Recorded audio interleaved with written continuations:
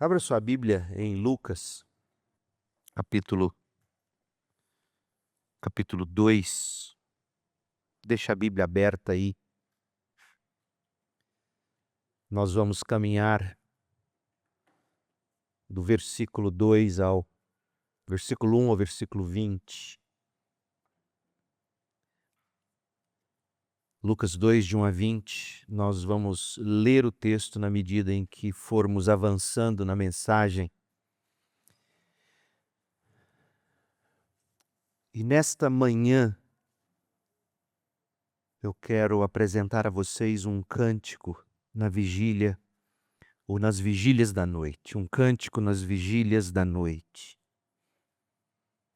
E eu quero que você observe o efeito do Natal na vida das pessoas. Há um paradoxo brutal, gente, na natureza humana. O mesmo sinal, no mesmo instante, pode desencadear reações violentamente opostas. Tudo depende de quem somos quando as luzes se apagam e do que a gente carrega escondido no peito. Imaginem a seguinte cena. É madrugada, o silêncio na casa é absoluto, pesado, e de repente o celular na mesa de cabeceira desperta. A tela rasga o breu do quarto com aquela luz fria, azulada do celular. O zumbido seco da vibração arranha a madeira do móvel.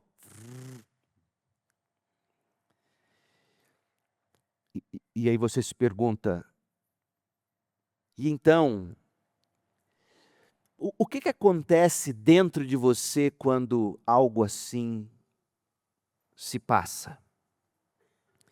Para a pessoa que vive com a corda no pescoço, esmagada por uma dívida impagável,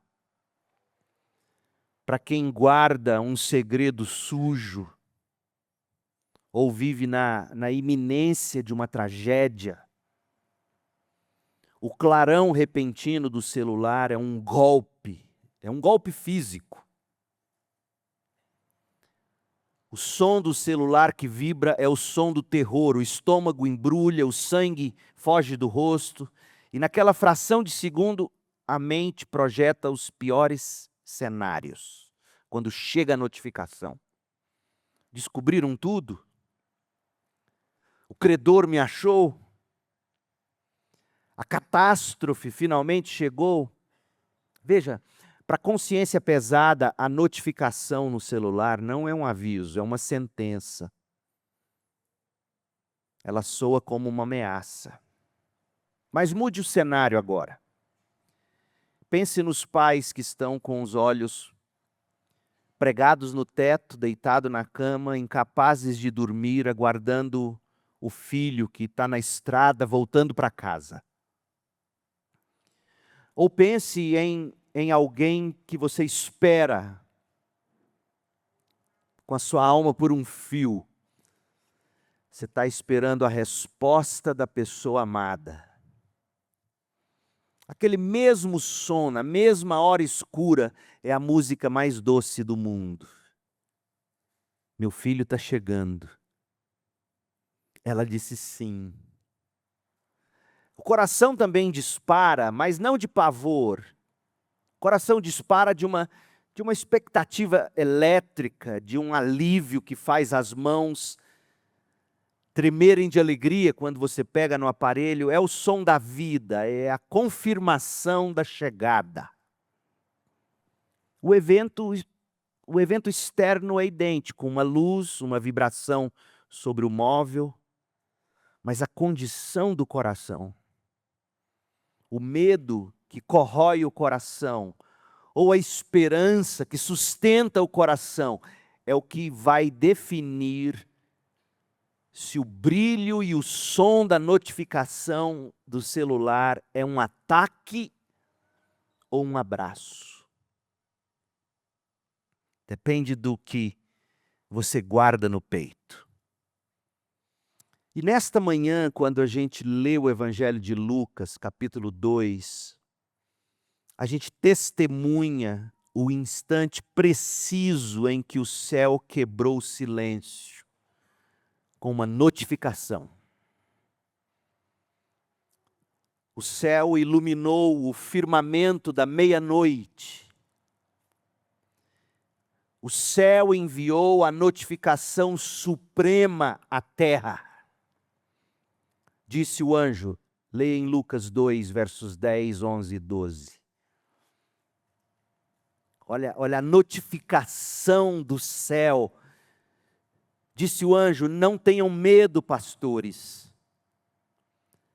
Trago boas notícias que darão grande alegria a todo o povo. Hoje em Belém, a cidade de Davi, nasceu o Salvador, que é Cristo Senhor. Vocês o reconhecerão por este sinal, encontrarão o bebê enrolado em faixas de pano, deitado numa manjedoura. Para Roma, de César Augusto, embriagada de poder, perdida entre seus mapas, censos, tributos, esse alerta celestial foi ignorado. O mundo estava ofuscado demais pelo brilho de si mesmo, ruidoso demais para ouvir o movimento de Deus na história, invadindo a história. Mas nos campos de Belém, naquela quietude gelada das vigílias da noite, quando a escuridão foi subitamente rasgada por uma luz insuportável e um som indescritível, foi impossível ignorar para quem estava nos campos em Belém. O brilho da glória, o som de louvor do céu desencadearam uma cadeia de reações. E esta cadeia de reações é que eu quero observar com você. A notificação do Natal produziu uma cadeia de notificações que merece a sua atenção neste domingo que antecede o Natal de 2025. A gente vai ver como a mesma glória, a mesma notificação, que a princípio causou grande temor, os pastores ficaram aterrorizados. Essa mesma notificação tornou-se, na sequência, a fonte do maior cântico da história.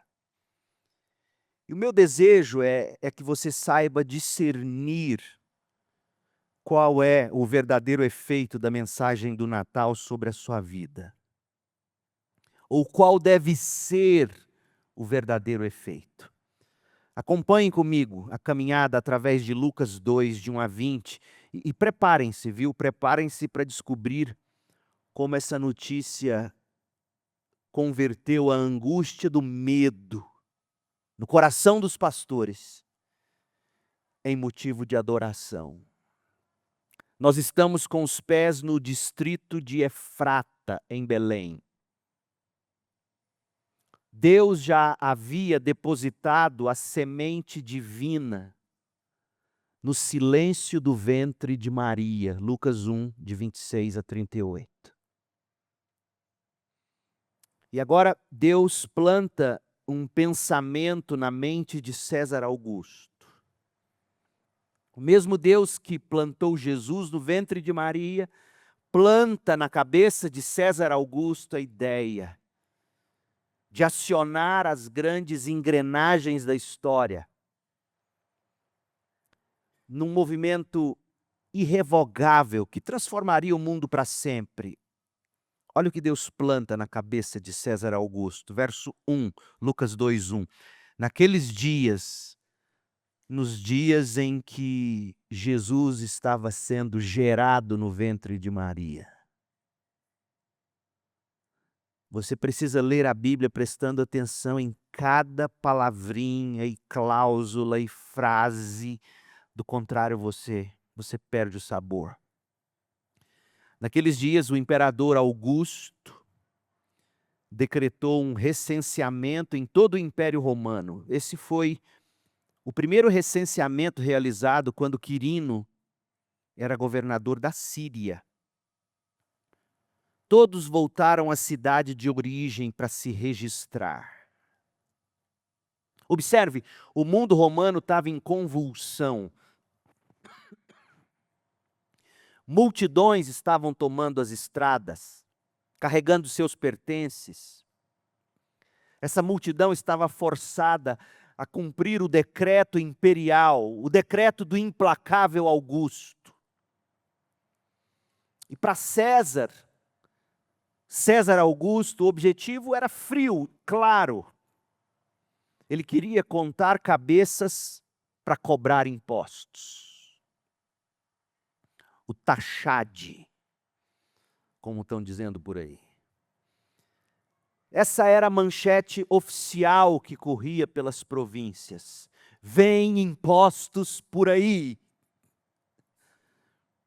Mas a gente conhece a história oculta aos olhos naturais. Na verdade, era Deus quem girava o eixo do mundo para garantir uma entrega muito especial em Belém, o lugar exato apontado pelo profeta Miqueias. Abra no capítulo 5 de Miqueias, no verso 2, e veja o que Deus queria que acontecesse quando Ele mesmo plantou na cabeça de César Augusto.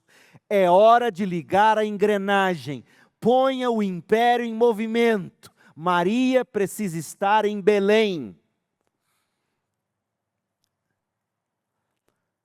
Miqueias 5:2, mas você, ó Belém, no distrito de Efrata, é apenas uma pequena vila entre todo o povo de Judá, e no entanto, um governante de Israel, cujas origens são do passado distante, da eternidade, sairá de você em meu favor. Quando a plenitude do tempo chegou, Gálatas 4:4, em meio àquele vasto oceano de gente que se deslocava para o recenseamento, todo mundo ali para pegar as digitais, fazer a leitura das córneas. Lucas, o .gov.br, conhecem? Era César Augusto fazendo isso tudo acontecer, interligando os dados, nada novo debaixo do sol. Mas Lucas, ele tira o foco disso, porque ele quer que a gente faça isso. Ele tira o foco da opressão de Roma, porque isso era uma opressão, era uma tirania. Lucas conta essa história só para nos localizar no tempo e no espaço e para nos mostrar, eu não canso de dizer isso, que o mesmo Deus que faz um anúncio através de um anjo pode mover a história através de um decreto injusto. É o mesmo Deus. Porque o anjo não apareceu para Maria para dizer: Maria, agora é hora, monta no lombo do jumento e vai para Belém. Está na hora de nascer o neném. Deus não faz assim. Desta vez, Deus não manda Gabriel, desta vez, Deus manda o decreto de César Augusto. E Lucas quer que você aprenda a tirar os olhos deste mundo para ver como ele movimenta as engrenagens da história. Lucas ignora as massas e fixa o olhar num único casal, exausto pela viagem, lutando contra a correnteza da multidão ao redor. Lucas 2, volte para lá, verso 4. Do verso 1 ao 3, a gente viu César Augusto. Eu não sei você, eu sou filho de professora e eu aprendi a escrever, nada porque minha letra é horrorosa, por melhor que minha mãe tenha tentado. Ela pegava na minha mão assim, batia na mesa e falava: escreve direito, menino. E eu naquelas linhas da caligrafia. Deus pegou na mão de César Augusto e falou assim: escreve direito, rapaz. Do verso 1 ao 3. Mas aí Lucas mostra o que ele quer que você veja. Esqueça César Augusto, esqueça a tirania, esqueça a injustiça. Olha o que Deus está fazendo no mundo. Verso 4. Por ser descendente do rei Davi, José viajou da cidade de Nazaré, da Galileia, para Belém, na Judéia, terra natal de Davi, levando consigo o pacote de Deus, a melhor entrega do Mercado Livre da história. Pacote de Deus, o ventre de Maria, sua noiva, que estava grávida. Lucas escreve com uma sutileza magistral, gente. Ele nos arranca, veja, dos salões de mármore de César Augusto, nos faz atravessar o ruído das massas nas estradas empoeiradas e nos deposita agora na pequena e insignificante história de um homem comum, uma noiva comum, que carregava uma criança protegida apenas pela escuridão de um ventre. Imaginem, quem poderia imaginar que o tesouro mais precioso de Deus viria na embalagem tão frágil chamada Maria? Pense um pouquinho, nossos olhos teriam buscado o Messias nos aposentos ornamentados dos palácios de César. Afinal, um libertador político, como muitos pensavam que ele deveria ser o Messias, ele nasce entre os grandes. Ou nós buscaríamos nas mansões blindadas dos líderes religiosos dos judeus, ou nos átrios do templo em Jerusalém. A gente jamais imaginaria que Cristo estaria sendo gerado no ventre da humilde Maria. Pensa um pouco, a gente toma isso como garantia porque a gente é crente, a gente sabe que isso é verdade. Mas talvez você talvez nunca tenha parado para ver o peso disso. O Salvador do mundo no ventre de Maria sobre o lombo de um jumento.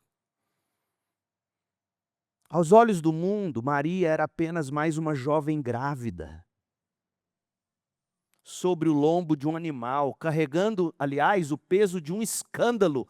Grávida, dizia ela, do Espírito de Deus.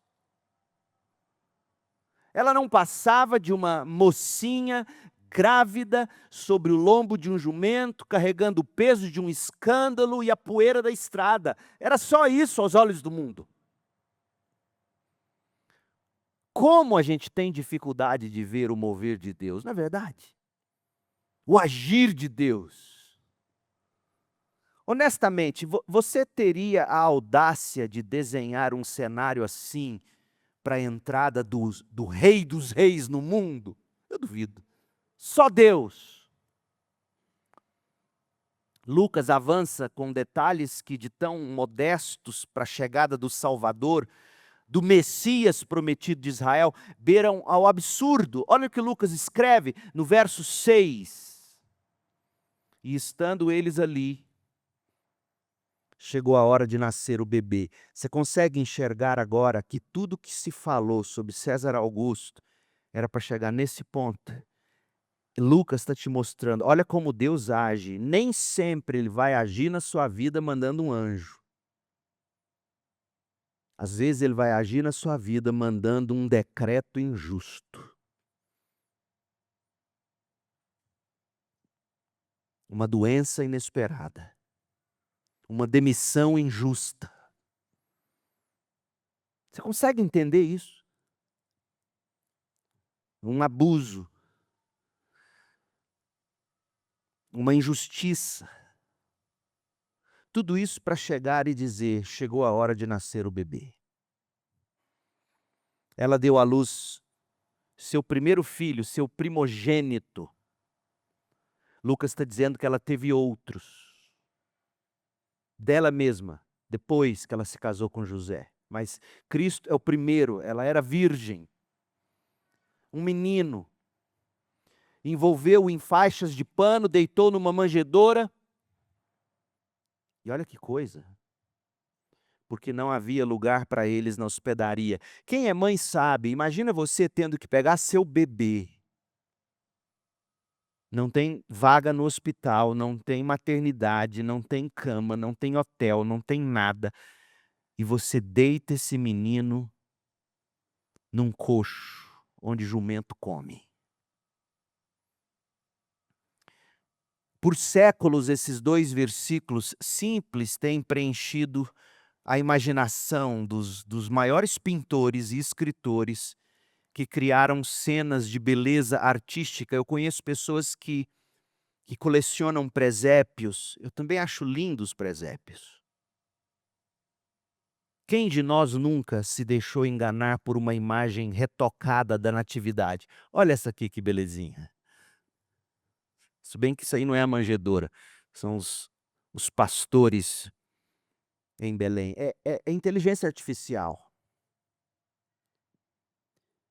Quando a gente observa os presépios de Natal ou as imagens geradas por inteligência artificial, a gente vê tudo bonitinho, fofo. Olha o rostinho de Jesus, olha o bichinho aqui, olha que manjedoura mais fofinha. Chega o nariz lá. Será que era mesmo assim fofo? Longe disso, a realidade foi brutal para José e Maria. Imagina, você preparou o enxoval, ficou em Jerusalém e o neném nasce aqui em Belém. Quando José e Maria chegam, Belém estava um caos, a única vaga, entre aspas, que o dono da hospedaria ofereceu, visando lucro, claro, não cabia ninguém. Mas esse homem arruma um canto espremido entre os animais de carga. De tão frio era lá fora, eles tinham lugares para guardar os animais, abrigados, para não morrerem de frio. E quando José e Maria abrem a porta, diferentemente do que vai acontecer com os pastores lá no campo, quem recebe José e Maria não é um coral de anjos. Sabe o que recebe? O que recebe José e Maria é cômico, se não fosse trágico. O que recebe José e Maria é o relincho de cavalos, o mugido de bois, o zurrar de jumentos. E o aroma não é de Giovanna Baby, mamãe bebê da Natura. Não, o aroma é um cheiro insuportável de estrume úmido e urina de animais. O chão era de terra batida, a iluminação era a penumbra assustadora de uma lamparina emprestada. E ali, sem dignidade, sem privacidade, porque o zoião dos animais em cima deles, o que esses humanos estão fazendo aqui? Maria entra em trabalho de parto, exausta, com os pés inchados, as costas latejando contra a madeira áspera, ela luta contra as dores. José vira o parteiro. Não há parteiras aqui. O parteiro mais improvável da Judéia, correndo, desesperado, improvisando o que podia.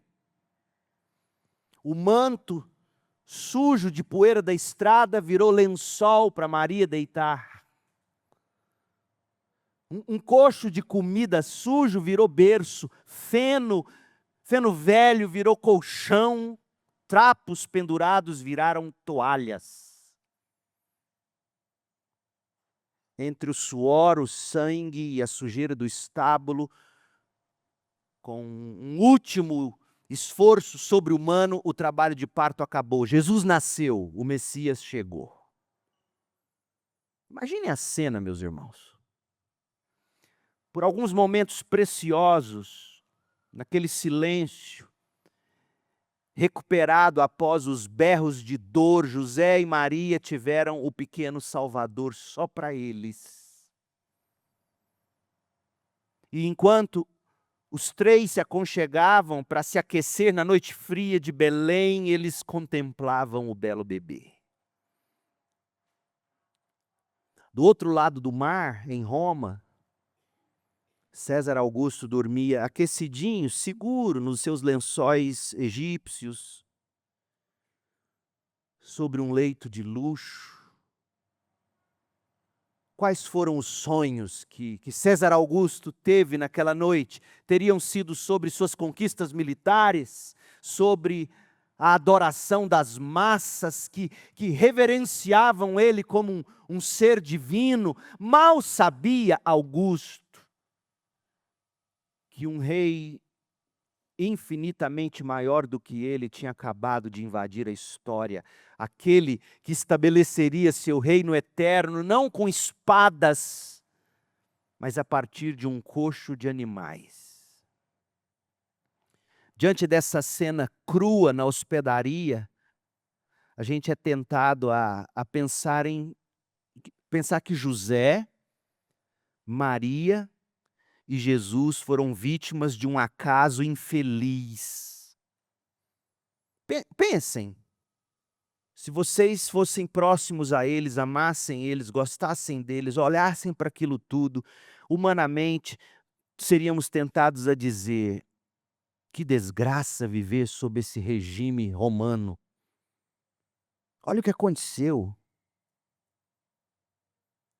Olha essa mulher. A gente é tentado a vê-los como vítimas, infelizes, vítimas de um tirano. Mas quando a gente olha com atenção, a cortina se abre e a gente vê que não havia improviso algum, havia apenas a sabedoria, a providência e a graça divina operando em perfeita sincronia, gente. Se não fosse assim, Paulo não teria dito que foi a plenitude dos tempos. O que parecia caos era, na verdade, a arquitetura divina. Vejam, a precisão do relógio de Deus. Porque Jesus não nasceu num dia aleatório. O relógio bateu plenitude dos tempos. O centro político havia sido tirado de Judá, sinalizando que o verdadeiro rei de todos precisava chegar. O mundo estava unificado por causa de Roma, as estradas estavam abertas, a sabedoria humana estava em falência, a religião estava corrompida. Deus escolheu o momento exato em que o mundo estava exausto de si mesmo para oferecer a sua resposta. Nasceu o Salvador.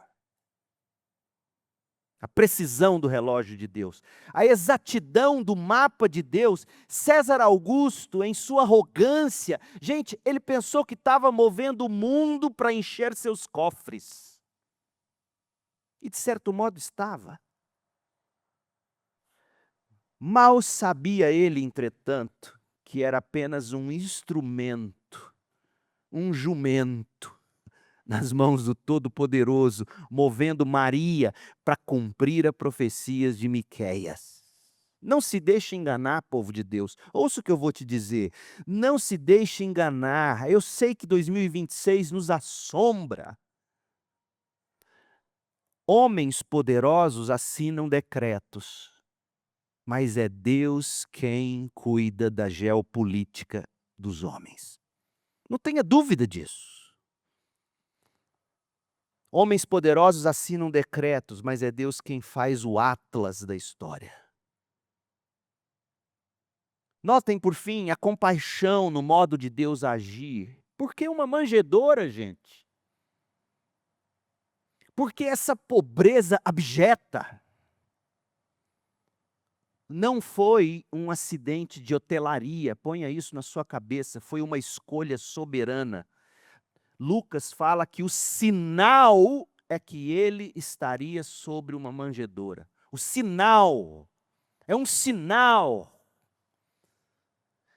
Cristo rejeitou a majestade, sabe para quê? Para dar acesso até os pobres. Pobres não entram em palácios, mas em estábulos e manjedouras até os reis podem entrar. Percebem a diferença? Pastores de Belém não entrariam em palácios, mas na manjedoura, naquela estrebaria, até reis podem entrar. O acesso é para todos, do rico ao pobre. Deus escolheu a escassez para que através da sua pobreza nós fôssemos enriquecidos. A manjedoura, gente, é o antídoto eterno de Deus contra o nosso orgulho, contra o nosso materialismo. Ela nos ensina que a glória divina não precisa de conforto humano para brilhar. Portanto, o que a gente vê em Belém não é uma tragédia logística. O que a gente vê em Belém não é a vitória do tirano. O que a gente vê em Belém, de fato, é o triunfo da soberania divina. Tudo estava exatamente onde deveria estar. A precisão do relógio de Deus, a exatidão do mapa de Deus, a compaixão no modo de Deus agir, tudo aqui em Lucas 2, de 1 a 7. Em todo o universo, apenas alguns poucos foram notificados a respeito do nascimento de Jesus. Lucas registra para nós as reações viscerais dessas testemunhas, quando ouvem sobre o maior acontecimento, porque este, até então na história, havia sido o maior acontecimento desde que Deus disse: haja luz. Foi quando a luz que ilumina todos os homens se fez carne. O terceiro e excepcional evento seria quando Cristo fosse crucificado e ressuscitasse. E nós aguardamos o último grande momento, quando Cristo virá para estabelecer seu reino eterno. Mas nós estamos aqui agora diante do segundo grande evento, desde que Deus dissera: haja luz. Verso 8, acompanha a leitura. Naquela noite, havia alguns pastores nos campos próximos vigiando rebanhos de ovelhas. De repente, um anjo do Senhor apareceu entre eles e o brilho da glória do Senhor os cercou.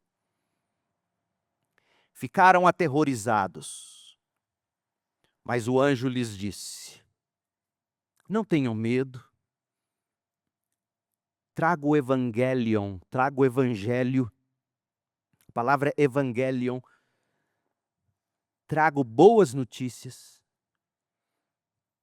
E olha o que o evangelho produz. Darão alegria. O evangelho produz alegria, gente. Por isso que eu fico imaginando igreja carrancuda, igreja que não canta, igreja que não vibra. É a igreja que não provou o evangelho. Crente ranzinza não provou o evangelho. Trago o evangelho, que darão grande alegria.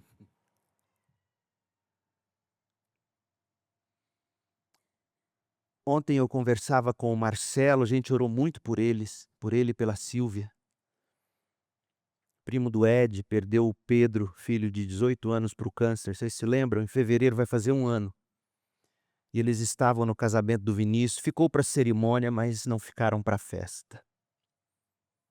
E eu cheguei num cantinho onde estava o Marcelo, comecei a conversar, ele me abraçou, chorou. E ele virou para mim e falou assim, com a dor, assim, com o discernimento de só quem já se alimentou de lágrimas consegue ter. Ele disse assim, vai virar o ano, mas só vai mudar o calendário. Pastor, tem momentos que assim, às vezes eu estou alegre, sorrindo, eu começo a chorar. As palavras dele.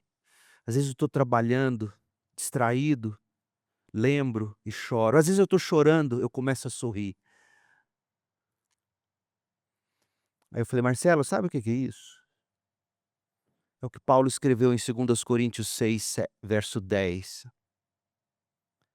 A gente, a gente vive entristecido, mas sempre alegre. É possível ser alegre quando a gente está entristecido, se você provou do Evangelho. Você não precisa parar de chorar para ser alegre quando você é crente. Sabia disso? Muita gente pensa que a gente tem que secar as lágrimas dos outros para que eles possam então gozar de alegria. Mentira. Paulo diz o contrário, ele diz: é entristecido, mas sempre alegre. Há sorriso nas lágrimas, porque o Evangelho faz isso. O Evangelho traz alegria para suas lágrimas, traz esperança. Hoje em Belém, a cidade de Davi, nasceu o Salvador, que é Cristo Senhor. Vocês o verão, mas não foi o verbo ver que Lucas usou. Vocês o reconhecerão por este sinal. Isso é mais um indício de que foi Deus mesmo quem disse: meu Filho eterno, em quem minha alma tem prazer, ele nascerá numa manjedoura, porque isto é um sinal meu, diz o Senhor. Sabe como é que vocês vão reconhecê-lo? O bebê vai estar enrolado em faixas de pano. O enxoval não veio de Miami. O enxoval estava ali mesmo na manjedoura, na estrebaria, e deitado numa manjedoura. Esse é o sinal. Veja, a revelação de Deus foi progressiva. Lá no templo de Jerusalém, Zacarias viu o anjo, Lucas capítulo 1. Na privacidade do quarto, Maria viu também o anjo. No inconsciente de um sonho, José encarou o mesmo anjo. Mas agora a barreira se rompe completamente. O mesmo anjo, creio que era Gabriel, o mensageiro da redenção, aparece em campo aberto. E o que os pastores viram não foi uma luz suave, foi o brilho da glória do Senhor, a Shekinah que habitava o tabernáculo. Essa mesma Shekinah agora iluminava o relento. E o mais surpreendente não é a luz. O mais surpreendente é para quem a luz de Deus chegou. Isso é que é surpreendente. Deus não escolheu o sinédrio. Deus não escolheu pastores. Ou melhor, Deus escolheu pastores e não sinédrio. Quem eram os pastores? Eles eram homens rudes, mal cheirosos, marginalizados. Sabiam que um pastor não tinha credibilidade o suficiente para ser usado num tribunal como testemunha? Eles eram tidos como mentirosos, contadores de história, histórias de pescadores, como a gente costuma dizer, diziam-se história de pastores. Exageravam, mentiam, não tinham credibilidade. E pior, era um tipo de gente. Tem coisa pior? Mal cheiroso, rude, e um tipo de gente cuja palavra não vale nada. Deus chega para eles. Foi para essa gentalha amada por Deus que o céu confiou a maior notícia da história. E a mensagem foi um choque de realidade. Verso 11 diz: nasceu o Salvador, que é Cristo, o Senhor. E vejam o que aconteceu em seguida, verso 13. De repente, juntou-se ao anjo uma multidão do exército celestial. louvando a Deus e dizendo. Se você já teve questionamentos, por que que tem coral em igreja? Se isso aqui não responder para você, a mensagem do Natal foi trazida nessa cantata. Sim, houve os cânticos no capítulo 1, os cânticos de Maria, Isabel, etc. Mas o primeiro cântico de Natal veio de um coral de anjos, dizendo: glória a Deus nos mais altos céus e paz na terra àqueles de que Deus se agrada. Nas mãos calejadas e sujas daqueles pastores, a maior joia do céu foi depositada. Mas notem o contraste brutal que o anjo apresenta. Onde está a criança real que convocou esse exército de anjos? Como eu já disse, não é num berço de ouro, deitado numa manjedoura, verso 12, no coxo onde os animais comem. Para os pastores, esse sinal seria inconfundível. Eles sabiam o que é uma manjedoura. E eles sabiam o que essa mensagem queria dizer. É para nós. Porque se viesse de um berço, dos átrios do templo de Jerusalém, eles não sentiriam que era para eles. Mas ali na manjedoura, naqueles trapos, é para nós. Deus faz assim, faz a mensagem dele ser para você. Quantas vezes você ouvindo um sermão, lendo a Bíblia, ouvindo um cântico, uma música, quantas vezes você já não pegou dizendo, foi para mim? Os pastores pensaram, olha, se Cristo está num coxo, então ele é acessível para nós, ele é verdadeiramente o rei para todos os povos da terra, começando dos pobres e mais simples. Mas há uma notícia ainda mais impressionante. Preste atenção nisso. Eu me dei conta estudando para essa passagem, eu acho que o Wellington vai amar. A não ser que você não seja um grande admirador de Johann Sebastian Bach. E você vai ter que cantar isso aqui, os dois. Olha só. Esse Salvador nascido em Belém, que no início da vida dele está encontrado enrolado em faixas de pano e deitado numa manjedoura. Preste atenção nisso. É agora que uma Bíblia de papel ia te ajudar, porque você vai correr o dedo no capítulo 2, verso 7, 2, verso 12, e você vai ver Lucas dizendo assim: vocês, pastores, encontrarão um menino enrolado em faixas de pano, deitado numa manjedoura. Capítulo 2, verso 7, 2, verso 12. E Lucas vai nos dizer que esse Salvador nascido em Belém, no final da vida dele, será encontrado enrolado num lençol de linho e deitado num túmulo. Lucas 23, 53. Olha lá. Enrolado num lençol de linho e deitado num túmulo. Impressionante. E só artistas, me parece, só poetas, só grandes compositores, só pessoa com sensibilidade consegue perceber isso. E Johann Sebastian Bach percebeu. Ele capturou essa conexão entre o menino enrolado em faixas de pano, deitado numa manjedoura, com o homem enrolado num lençol de linho, deitado num túmulo. E aí sabe o que ele fez? Bach, no oratório de Natal dele, logo na primeira parte, no canto coral, que em português se chama Como Devo Eu Te Receber,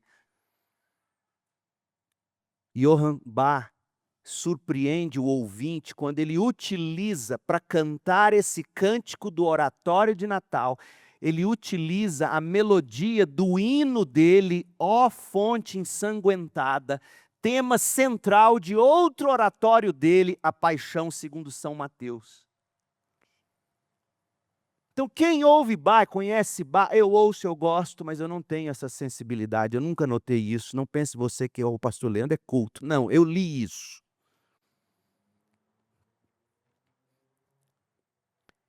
Aí você está ouvindo o oratório de Natal, primeiro cântico, como devo eu te receber? A letra é outra. Está cantando o nascimento, mas a melodia é de um outro oratório, é da paixão de Cristo. A letra é sobre o Natal, a melodia é sobre o Calvário. Quem conhecia ou quem conhece, quando ouve os acordes da morte de Cristo inseridos na celebração do nascimento de Cristo, entende logo a mensagem. A sombra da cruz já estava projetada sobre o berço de Jesus. E Lucas queria que você visse isso. De tanto ler e reler o evangelho dele, quando você lesse o capítulo 2, versos 7 e 12, quando você chegasse no capítulo 23, verso 53, você ia ver que sobre aquele menino na manjedoura jazia a sombra da cruz. Um bebê que nasceu com um propósito específico, morrer para salvar seu povo dos pecados deles. É maravilhoso isso.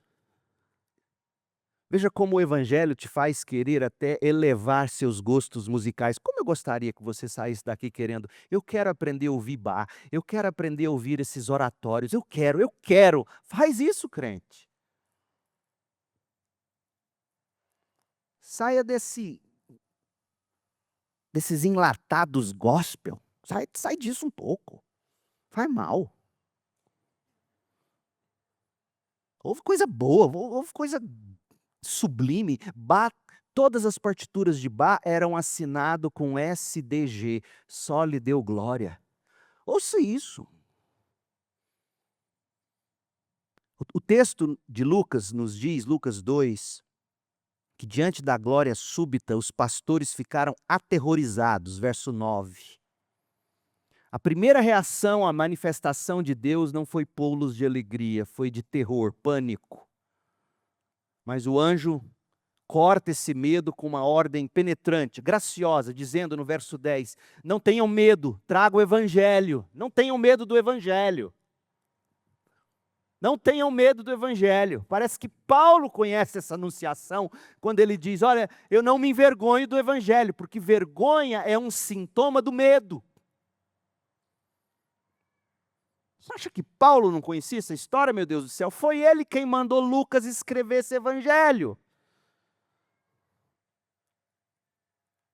A natividade, a mensagem do anjo aos pastores fez Paulo escrever o texto que a gente leu nesta manhã no introito bíblico.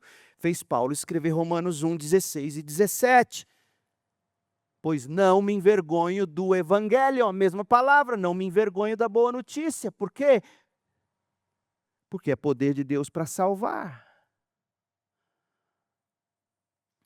Eu sempre fiquei fascinado com isso. A primeira palavra do céu para a terra na noite de Natal foi: vocês não precisam ter medo.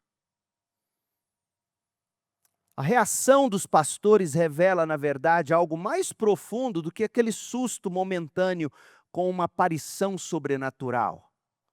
Envolta em luz, ofuscante. É óbvio que isso os assustou num primeiro momento. A verdade nua e crua, meus irmãos, no entanto, sabe qual é? Todos nós, desde a queda no Éden, a gente tem medo de Deus chegar perto. A gente foge da presença de Deus.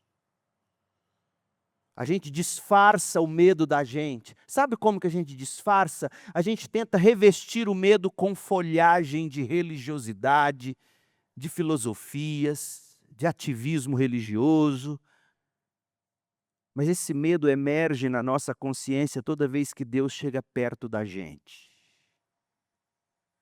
Quando um parente, um colega de trabalho ou um conhecido qualquer menciona para você o nome de Jesus com a devida reverência, com devido temor, porque agora fizeram piada de Jesus, tudo. Tem stand-up cristão, faz piada da Bíblia, piada de crente. A gente não tem mais, a gente vai perdendo, sabe, a reverência, a gente vai perdendo o temor, brincando. Gosta? Não vou citar o nome daquele sujeito, que vocês tudo baba por causa dele, dá vontade de dar um couro, bater no bumbum de vocês. Para de ver esses bobageira que vai trivializando algo tão sério. E olha que eu gosto de brincar, hein. Vocês sabem disso. Mas como eu sempre costumo dizer, tem coisas com as quais não se brinca, senão a gente perde o limite. Chega alguém com reverência, com temor, falando de Jesus e do evangelho, por você já está tão trivializado, que você, além do medo de Deus chegar perto, você olha com escárnio: "Ih, é crentão demais, ó, só sabe falar disso, exagera". Isso é a maneira da gente esconder de Deus. É exagero, exagera só, sério demais. É a maneira da gente se esconder de Deus. Há algo dentro de nós que retrai, um instinto de defesa, que deseja silenciar o nome de Jesus. Por quê? Porque lá no fundo, todo mundo sabe, até o pagão. Às vezes o pagão sabe mais do que o crente. Haja vista a forma como um pagão entra num templo católico. Você acha que ele entraria com garrafa d'água igual vocês entram? Café? Deixa cair as coisas no chão, bagunça, pastor com calça rasgada, passa ao menos um gel na cabeça. Você acha que pagão faz o que a gente faz? Não faz. Pagão tem medo, pagão tem temor. A gente não. A gente trivializou tudo, até a presença de Deus. A presença de Deus é um lugar para uma mesinha e caneca de café. Ô, meu povo, a gente lá no fundo tem medo, a gente sabe o que o evangelho requer de nós. O evangelho não é apenas um convite para você mudar ou melhorar de vida. O evangelho, de algum modo, é uma invasão de soberania para escrever de novo ou reescrever a história da sua vida. E isso assusta a gente. O evangelho reescreve a nossa vida, isso assusta a gente. O evangelho tira o volante das mãos da gente e manda a gente sentar no banco do passageiro, isso assusta a gente. Eu não vou ter mais controle? Minha vida não vai ser mais assim? Veja, o que realmente nos assusta não são os anjos brilhantes, não é tanto o reflexo da glória. A gente convive bem com efeitos especiais, ou não convive? Vai no cinema. Efeitos especiais não nos amedrontam. Mas quando Deus chega perto, quando Ele chega na viração do dia, no jardim, a gente corre para de trás das árvores e tenta se vestir com as coisas que o próprio Deus criou para a gente se esconder de Deus. Olha como a gente é tolo.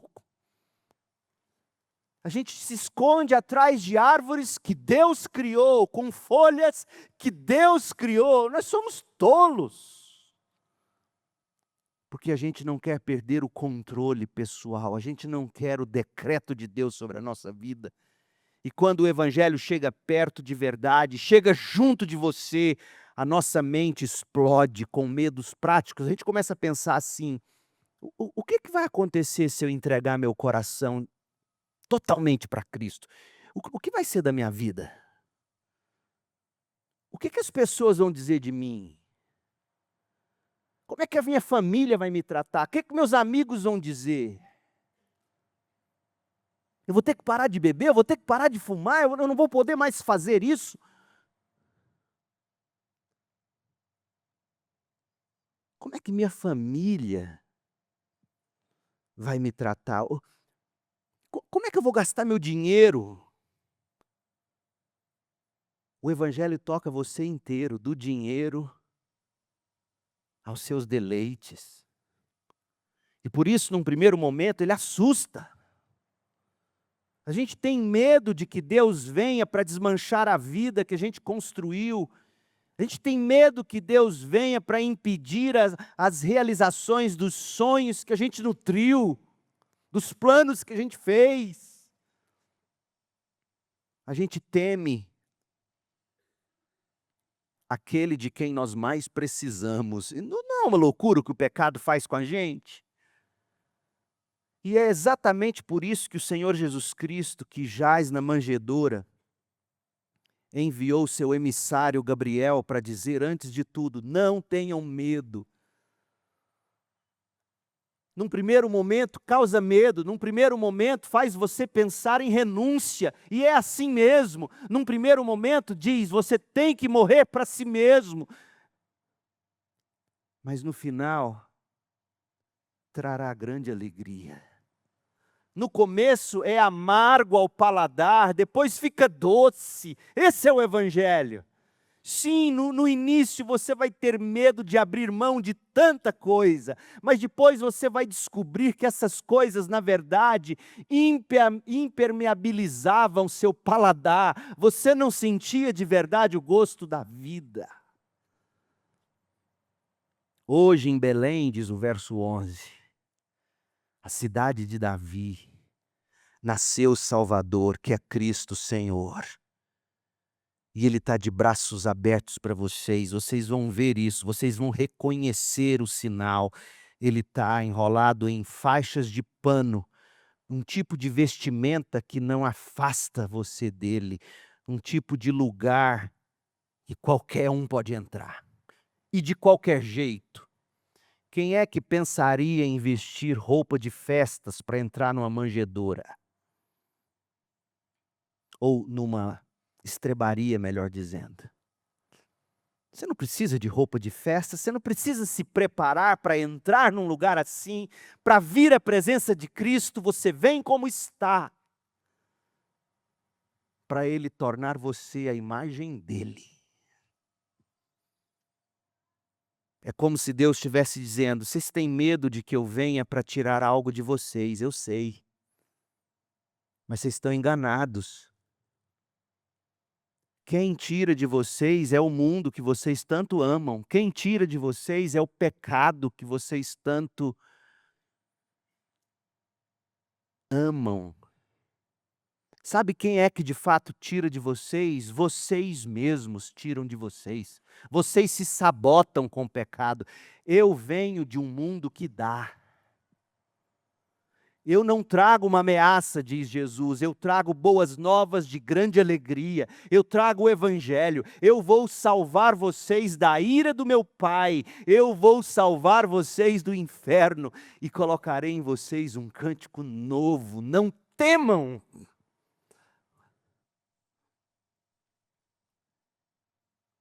Mas o Evangelho vem sempre acompanhado de música.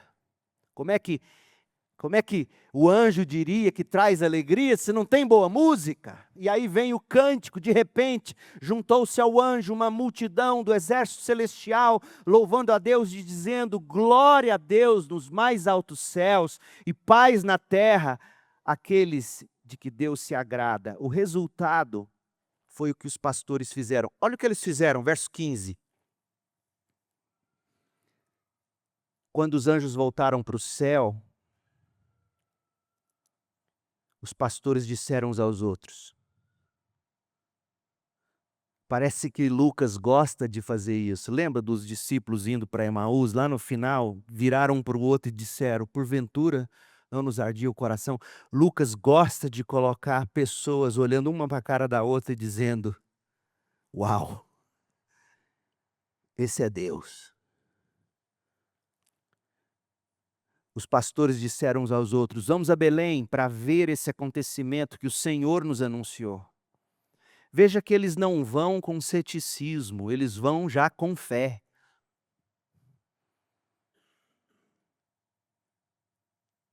Indo depressa ao povoado, encontraram Maria e José, e lá estava o bebê deitado na manjedoura.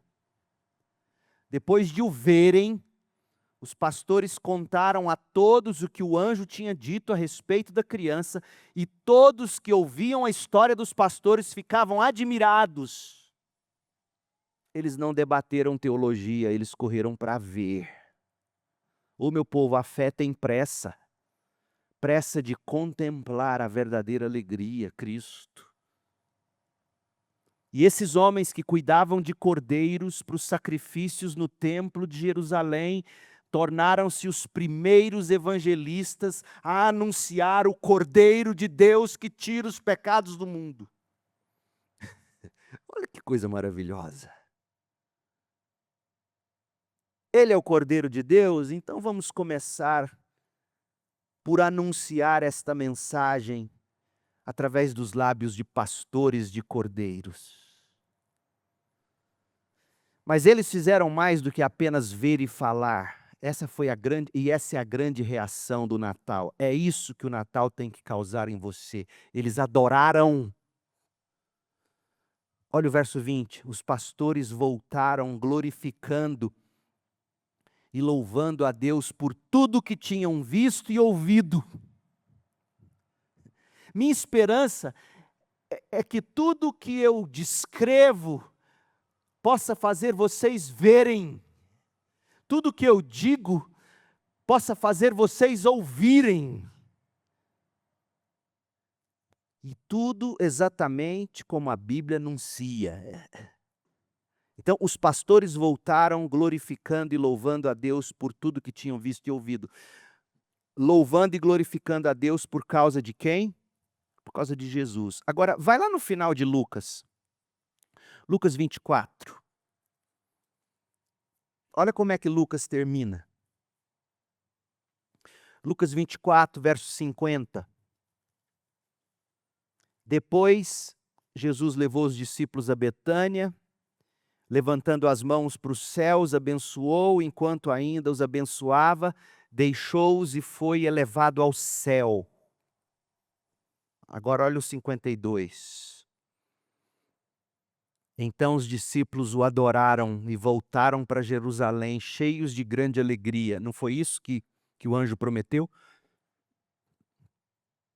Boas novas de grande alegria. Deus entrega o que ele promete. E veja que esses discípulos abriram mão de tudo. Todos eles, à exceção de João, morreriam de algum modo pela espada por causa de Jesus. Segundo nos conta a tradição. Mas todos eles, apesar de tudo que abriram mão, de tudo que sabiam que sofreriam, porque Jesus disse para eles: o que vai acontecer com vocês é o que aconteceu comigo, porque o discípulo não é maior do que seu Senhor. Se aconteceu comigo, vai acontecer com vocês. Eles sabiam. No entanto, eles voltaram para Jerusalém, o miolo do problema, o lugar onde tudo aconteceu, onde Jesus foi crucificado, onde Jesus foi sepultado, mas também onde Jesus ressuscitou. Eles voltam para lá, cheios de alegria, e estavam sempre no templo louvando a Deus. O Evangelho faz isso. Então, eles constataram a veracidade da mensagem do anjo, eles viram Jesus deitado na manjedoura, eles contaram a todos sobre o que ouviram e viram, e eles cantaram de volta para casa. Essa é a dinâmica, é essa reação, é esse efeito que o Natal deve causar em você. O Natal é um lembrete de que você tem que voltar de novo e de novo para a Bíblia, para constatar as maravilhas de Deus. Isso tem que fazer você contar aos outros sobre essas maravilhas de Deus. Enquanto você não para de cantar as grandes maravilhas de Deus. E a reação de Maria? Olha a reação de Maria, olha o que o Natal causou em Maria. Verso 19, Lucas 2,19. Maria, porém, guardava todas essas coisas no coração e refletia sobre elas. Enquanto o mundo lá fora se agitava, Maria, no silêncio do estábulo, entesourava aquele momento. Maria havia protegido e nutrido esse bebê dentro dela por 9 meses. E agora ela encontrava face a face o seu estranho e íntimo mais amado, seu bebê, seu Salvador. Eu fico imaginando a cena, talvez as mães elas vão se conectar melhor com isso. Maria segura o bebê, seu filho, nos braços, sente o peso dele. Como toda mãe faz, aperta os dedinhos da mão dele, minúsculos, os dedos do Criador. Passa o dedo nos lábios delicados do Verbo que se fez carne. Alisa o tufo de cabelo do recém-nascido. E quando finalmente as pálpebras de Jesus se abrem e ela encara pela primeira vez os olhos do filho, o que ela tem diante dela são 2 olhos tão profundos quanto a eternidade, o Salvador. E de repente a mensagem do anjo, a profecia de Isabel, os relatos agitados dos pastores, tudo se conecta na mente dela.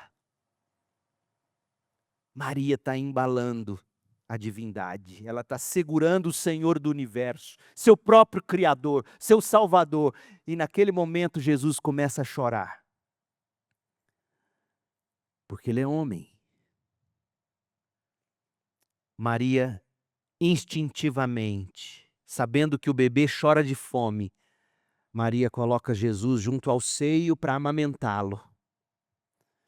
E certamente um olhar de assombro toma o lugar do sorriso, enquanto ela nutre aquele que sustenta todas as coisas. Ela pondera em seu coração o mistério insondável, gente, da encarnação. E isso aconteceu no primeiro Natal. Os anjos cantaram, os pastores constataram, contaram e adoraram. E Maria colocou tudo no coração, guardando como se guarda um tesouro. E eu pergunto, e você, o que você vai fazer com essa informação toda? Porque olha, nos anos seguintes, nos dias e nos anos que se seguirão a essa noite em Belém, outros olhares se cruzarão com Jesus. E as reações continuarão sendo uma mistura explosiva de espanto, ódio, adoração. Por exemplo, Simeão e Ana vão chorar de esperança no templo. Veremos domingo que vem, se Deus permitir, os magos do Oriente dobrando seus joelhos no pó. João Batista apontando para Cristo, dizendo: eis o Cordeiro de Deus. Pedro confessando: tu és o Cristo, Filho do Deus vivo. Mas os fariseus vão chamar Jesus de blasfemo. Pilatos, na covardia política, vai lavar as mãos sem saber o que fazer com a verdade, ali, em pé, diante dele. E finalmente, ali na sombra da cruz, um centurião romano vai exclamar e dizer: verdadeiramente este homem era o Filho de Deus. Como é que você reage à mensagem do Natal, eu te pergunto? A opinião mais comum que as pessoas têm sobre Jesus é que ele é um homem gentil, e é mesmo, que fala apenas de amor e aceitação. Ele fala disso, mas não só disso. Muita gente olha para Jesus e diz: ele não traz exigência absoluta de forma nenhuma. Ele veio para alisar meus próprios desejos. Essa é a maior mentira do inferno, se você crê nisso. O Jesus dos evangelhos, o Jesus do oratório de bar, é mais desconcertável e complexo que o Jesus daí de fora. Porque ele já é a criança na manjedoura que carrega sobre ele a sombra da cruz. Exigindo de nós, seus observadores, não apenas admiração, mas uma decisão de fé, porque é isso que Jesus requer de nós. Uma fé que nos leva à submissão e à adoração. Glória a Deus nos mais altos céus e paz na terra àqueles de que Deus se agrada. Feliz Natal. A mensagem não é para aqueles que agradam a Deus, veja bem, mas é para aqueles que já cansaram de si mesmos e do pecado e dizem: Deus, misericórdia de mim. O evangelho não é para quem busca agradar a Deus, o evangelho é para aqueles de quem Deus se agradou. Como é que eu sei que Deus se agradou de mim, pastor? O desejo em si de buscá-lo é Deus acolhendo você. É Deus incutindo em você, dizendo: você é meu. Recebam nesta manhã. Oremos. Ó Senhor, soberano Deus, nosso Pai,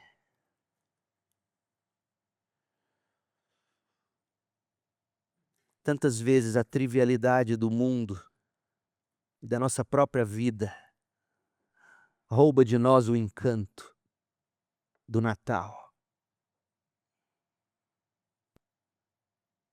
Encanto tal que num primeiro momento fez pastores ficarem aterrorizados. Mas que para nós, Senhor, infelizmente, para nossa tragédia, se tornou apenas imagem de presépio. Livra-nos, livra-nos da trivialidade. Livra-nos, Senhor. Coloque em nós, devolva a nós, ó Pai, o temor e o tremor, o encanto. Há encanto no temer, há encanto no tremer. Afinal, meu Deus, o que seria esportes radicais se não achar encanto em coisas que nos fazem tremer de medo? Ó Deus, há encanto no temor e no tremor. Devolva isso à nossa igreja, aos nossos membros. Arranca de nós o medo de nos aproximarmos do Senhor por meio de Jesus Cristo. Coloca no nosso paladar o sabor da alegria que o Evangelho traz. Ó Deus, que no Natal esta semana, celebrando o nascimento de Cristo Salvador, possamos manter o equilíbrio entre a alegria do momento e a grandiosidade, o encanto e o espanto do fato de que o Filho eterno de Deus se fez carne e mamou em Maria. Oh, meu Deus!